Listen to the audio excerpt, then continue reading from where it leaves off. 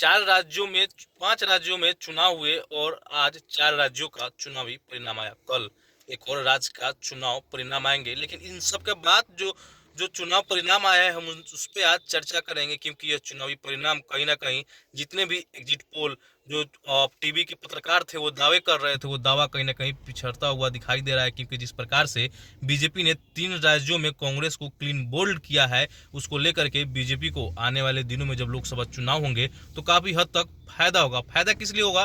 क्योंकि एक तरफ इंडी अलायंस का जो है वो गठन किया गया था, जिसमें जितने भी विपक्ष के नेता हैं, दल है, वो सभी एक जगह आए हुए थे। आपने पटना की रैली देखा, कर्नाटका की रैली देखा, और उसके साथ साथ जो मीटिंग हुआ था कर्नाटका का, उसके साथ साथ मुंबई में जो हुआ था वो भी देखा। लेकिन जिस प्रकार से चुनावी परिणाम आए, कहीं ना कहीं एक तरफ से यह कहा जा सकता है कि जो महागठबंधन, जो नया अलायंस बना है, वो कहीं ना कहीं पिछड़ेगा।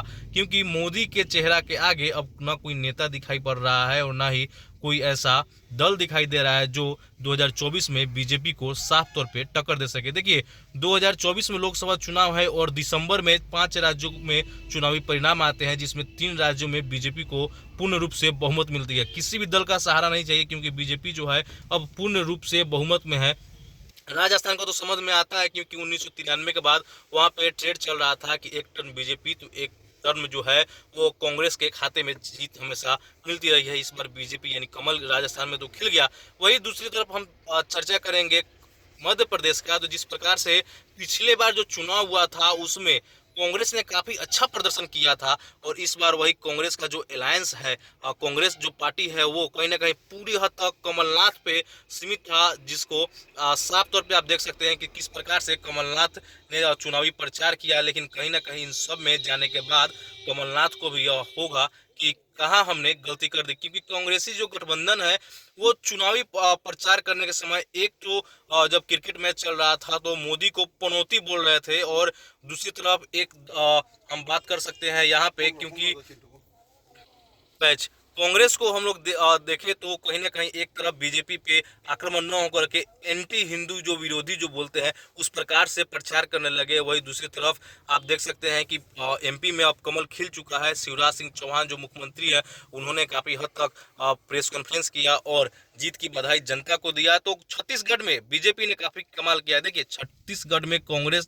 की सरकार थी, भूपेश बघेल वहां के सीएम थे, लेकिन उनपे लास्ट टाइम भ्रष्टाचार का आरोप लगा। और वही बीजेपी की तरफ से जो मास्टर स्ट्रोक खेला गया था वह थी लाडली बहना योजना, और इस योजना के तहत बीजेपी को काफ़ी हद तक आदिवासी और जो नक्सल क्षेत्र की महिलाएं हैं वो फायदा दिखाई दिया। क्योंकि वो महिलाएं जो है वो बाहर निकल के वोट किया। क्योंकि जाहिर सी बात है, बीजेपी को भर भर के अगर झोली भर के कहीं से वोट मिला है तो वो महिलाओं के तरफ से वोट मिला है। क्योंकि देखिए, जाहिर सी बात है, पिछले चुनाव में हम देखे थे बीजेपी ने काफ़ी हद तक चुनाव प्रचार किया था, लेकिन कांग्रेस वहां से जीत हासिल कर ली थी। लेकिन इस बार बीजेपी कांग्रेस को क्लीन बोल्ड कर दिया है, क्योंकि बीजेपी ने एक वादा किया लाडली बहन योजना का, वही कांग्रेस ने भी काफी हद तक वादा किया था। राजस्थान में देखा गया था किस प्रकार से कांग्रेस ने वादा किया था कि मुफ्त सिलेंडर को सब्सिडी के तहत लाएंगे, बिजली को देंगे, तो फ्री की डिलीवरी लोगों को पसंद नहीं आई।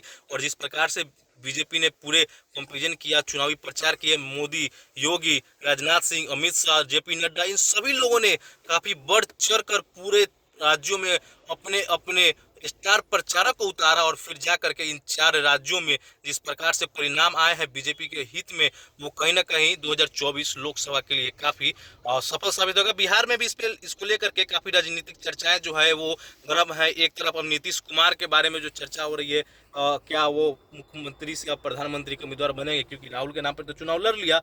और राहुल गांधी क्या दिए, तो कांग्रेस का सुपारा साफ कर दिया। अब देखना होगा कि 2024 लोकसभा चुनाव जब होगा तो उसमें राहुल गांधी और नीतीश कुमार, ममता बनर्जी, केजरीवाल और अन्य जो स्टालिन, अन्य जो नेता है, उनमें कौन प्रधानमंत्री पद का चेहरा बनेगा। लेकिन जैसे जैसे चुनावी नज़दीक आएंगे लोकसभा का, जो चर्चा है वो गर्म होगी। और अभी फिलहाल जो 3 राज्यों में बीजेपी का सरकार बनने जा रहा है, इसे लेकर के बीजेपी करता जो है काफ़ी उत्साह है। इसका साफ असर 2024 लोकसभा चुनाव पे देखने को मिलेगा।